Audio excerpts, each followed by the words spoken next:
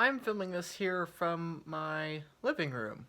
I have a beautiful view of the outside, and I'm about to start a podcast with Robert Breedlove. And that's um that's pretty exciting to me. And it's exciting to me because, well, over the last 6 months or so, I have met so many Bitcoiners in real life, through Zoom. I met Robert in Miami. I met many other uh, Bitcoiners in Miami, and it is so strange and frankly surreal to be meeting so many of these people. Reason being that I've had their voices in my head for so many hours as I've been reading about Bitcoin, learning about Bitcoin over the last 4 years. Their voices have been in my head a lot, and I've considered their viewpoints a lot, among many others, of course. But these are people I really respect, and while I don't agree with them on everything, it's a huge honor to be meeting them and that they would invite me on their shows and that I would invite them and they would come on my channel, on my YouTube channel here. But in both ways, it's incredible. It's incredible that, and it's humbling that they respect me enough that they want me to be a part of their events. They want me to be a part of their podcast. Like, I think, who am I? I'm just a 24-year-old kid. I don't have that much money. I don't have that much experience. I don't have any credentials.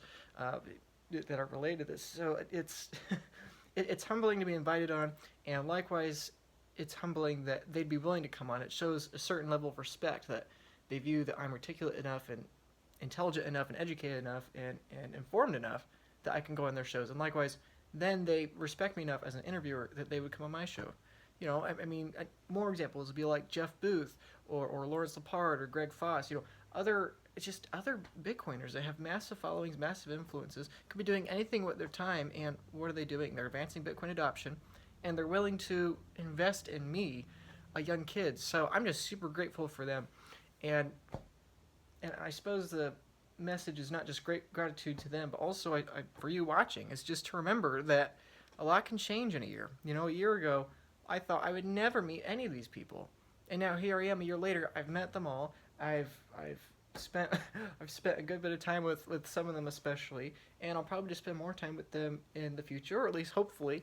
It is really fun to hang out with them. So it's it is really surreal, and I think it's important to remember also that in the same way that things can change for the better, in a very short period of time, things also can get worse significantly. I've had those periods in my life where things are going really well, and then all of a sudden something ends or something changes or an era is over. And that's hard. That's hard. And I'm grateful that I've had those experiences because I think that enables me to appreciate these opportunities more.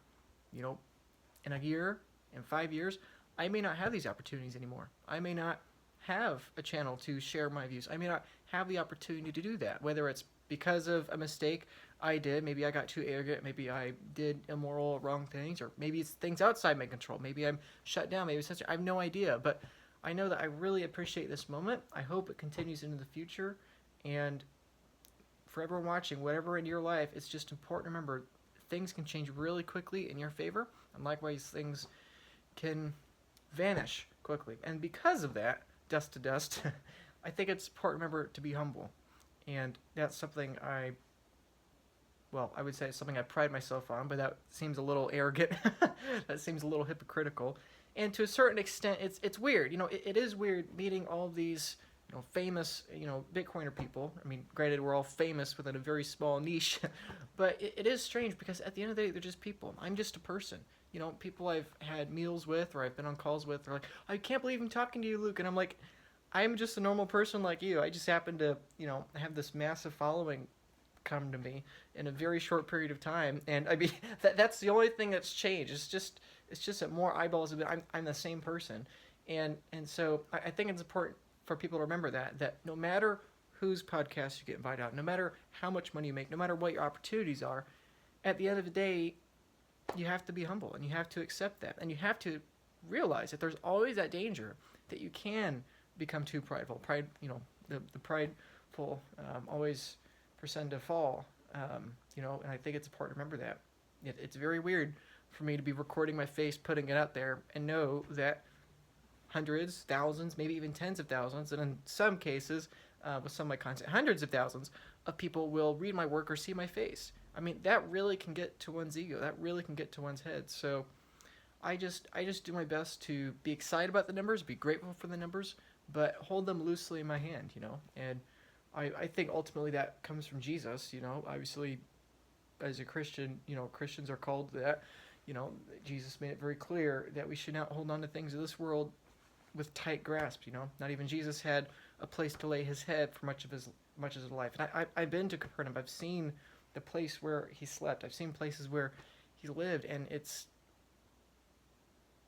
I live a much more luxurious life than he did, and it's important to remember that my identity and my worth is not in the luxuries I own, like this phone I'm filming on. It's not in the reputation of how many followers I have or all the wonderful comments people send, and people do send wonderful comments and amazing DMs that make me cry.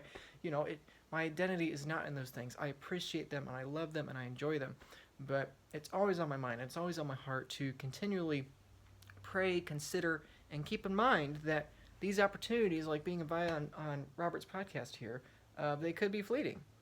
And maybe they're not fleeting. Maybe they happen for the rest of my life. I don't know.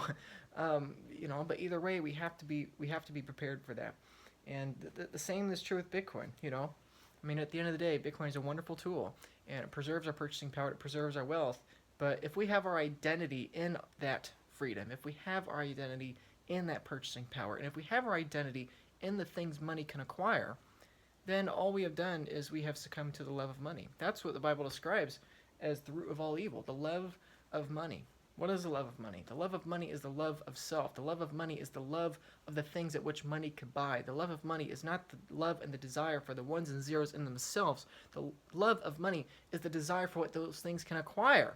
And that could be immoral things. That could be, things like weapons that you use to hurt other people. That could be via theft. That could be via, prostitution or alcoholism or the lottery. Things that are immoral, things that are wrong or detestable.